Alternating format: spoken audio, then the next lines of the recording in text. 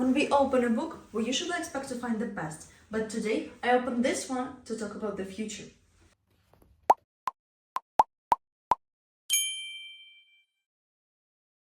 What if we could bring back creatures that disappeared thousands of years ago? What if science could make the impossible real? In 2024, colossal bioscientists announced the birth of two dire wolf cubs, predators that went extinct about 10,000 years ago. The company had already been working on the revival of the woolly mammoth, planning to reintroduce it by 2028. This discovery shocked the world. It was not only a scientific milestone, it was a moral question for humanity.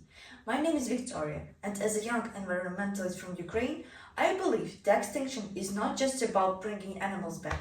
It's about deciding what kind of future we want to live in. De-extinction sounds like a hope, a second chance for nature. Imagine reintroducing ancient species into our world. Mammoths in Siberia or wild horses in the Ukrainian steppes.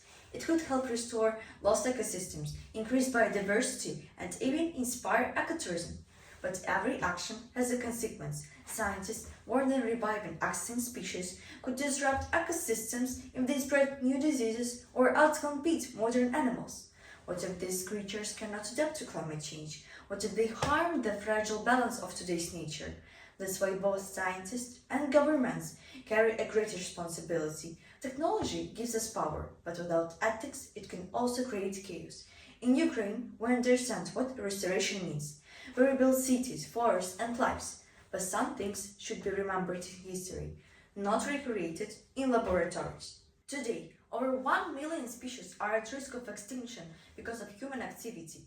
So maybe the greatest challenge is not bringing back the lost, but protecting the living. Science gives us the power to bring life back, but not always the wisdom to use it.